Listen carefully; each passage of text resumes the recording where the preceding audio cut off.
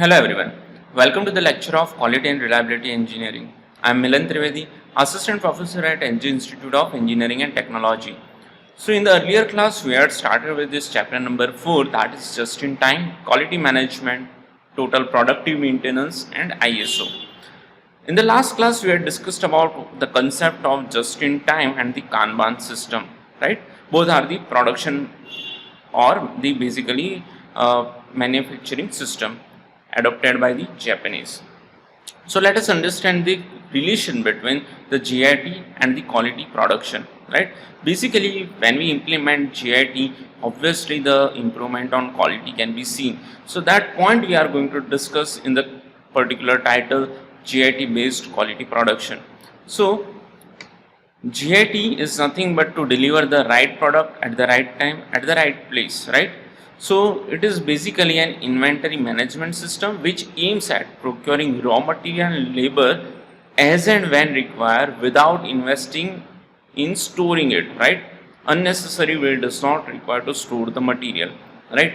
So in today's class we are going to relate the fact that GIT and Kanban both are actually interrelated to each other, right? Because in the Kanban we understood that whenever the particular part is being used, that message will go to the manufacturer, right? So the same part will be produced as and when required, right? And the same is the concept of GIT. So when you want GIT to happen, you actually need to implement the Kanban system, right?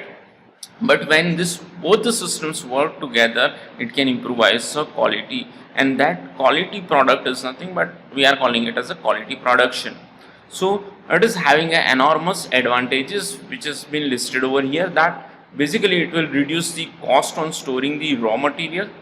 We will be having a less investment in the raw material, so ultimately the profit part of the company is increasing. That speed ups the manufacturing process as material is available readily, right? As we see that in Kanban, we are having a particular message also which is passing on whenever the material is being used.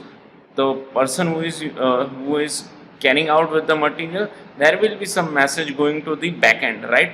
That this part has been gone, so back end operation will get started. So obviously ready material is always available. We had understood with the help of the case study of supermarket also. So that actually eliminates the lead time also. Lead time is nothing but that is the total production time, right from the raw material availability to the finished good. The entire time zone is called as a lead time. Each and every part is available at right place at right time. So obviously the lead time will get reduced, right? This also helps in the shorter production runs, right? It eliminates the waste. That is, wastage can be in the terms of time, inventory, or the transportation, right? So basically we are having this many of advantages if any company is adopting this GIT philosophy.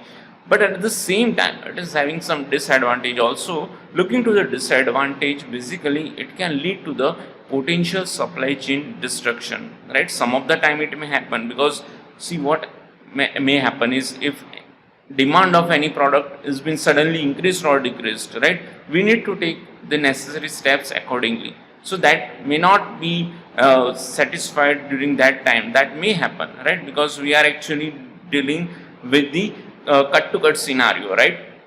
So that can lead to the potential damage in the supply chain.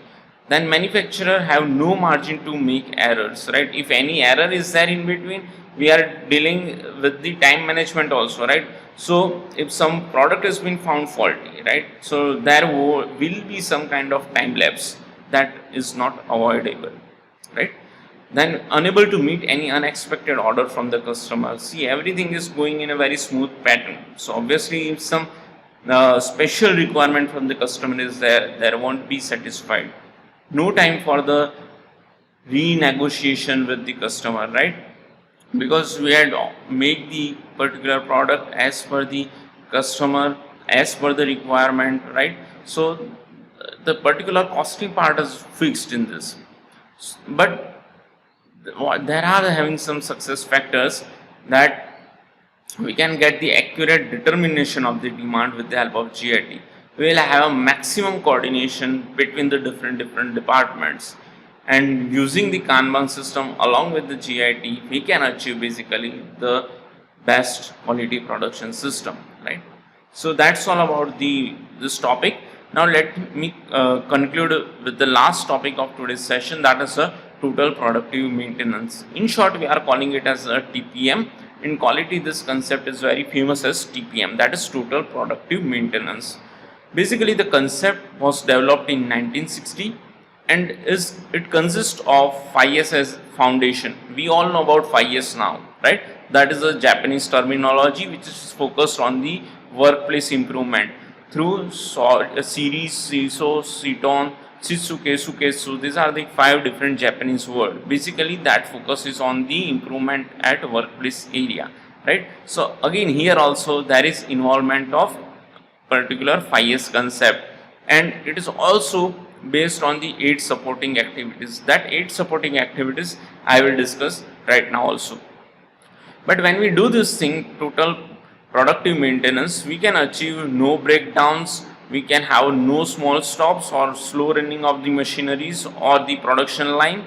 There won't be any kind of defect, and will be having no accident also, right? So basically, total productive maintenance, we need to have a proper maintenance so that the machinery does not stop in between, right? But in order to have that, as I told in earlier slide also, we need to have the 5S in our factory. About 5S we already discussed in our earlier class, but it is also based on the 8 pillars. This 8 pillars consist of autonomous maintenance, planned maintenance, quality integration, focused improvement, early equipment management, training and education, safety, health, environment, and TPM in administration. So let us understand all that 8 major pillars of the TPM. Or if we want to implement the TPM in any of the industry, this is the methodology. That's why it is called as the method of implementing the TPM also. We need to have, first of all, autonomous maintenance, right? So each and every machinery, whenever it goes under some kind of breakdown, we need to have some system through which that repair part become easy, right? So some prediction we need to have through some autonomous or some automation, right? That is called as a autonomous maintenance. We need to have a planned maintenance so that machinery does not fail at any point of time. We need to have quality integration at each and every part of the process, right? Then each and every person must be focused on the quality improvement. We need to have early equipment management so that sometimes maintenance happens, right? So each and every tools and tackles is available at the proper time, right? And that is possible when you implement 5S, right? These are all the things which is possible if we are having 5S in the company. That's why 5S is standing as the foundation of the TPM, right? Then there should be a training and education to the employees. We must have the safety, health, and focus on the environment, and there should be a TPM in the administration also. Means whosoever is actually there in the administration or the management part must be also focus on this, or may be aware about the concept of TPM, because they are actually the particularly the person who is giving the instruction, right? So first of all, they need to implement all these things, then they need to transmit that to the particular staff, right? When we do these things, we are having this kind of advantages, right? So basically the benefits of total productive maintenance, again we are having some direct benefit and some indirect advantages. Coming to the direct benefits, there will be a less unplanned downtime resulting in increase in OEE. We will be having a reduction in the customer complaints. We will be having a reduction in workplace accidents, reduction in manufacturing cost, which can lead to the increase in product quality ultimately. Coming to the indirect advantages, the first indirect advantage is the increase in employee confidence level. The second is it produces a clean, orderly workplace.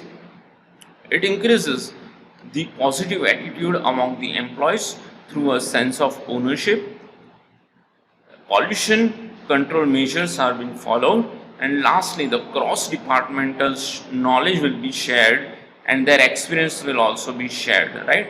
So basically it is a kind of a philosophy. If we implement that thing, basically these are the things which can be improved, and how it can be implemented by just following the 5S and the 8 pillars which we had discussed right now. So that's all about the TPM and the today's class. Thanks for watching.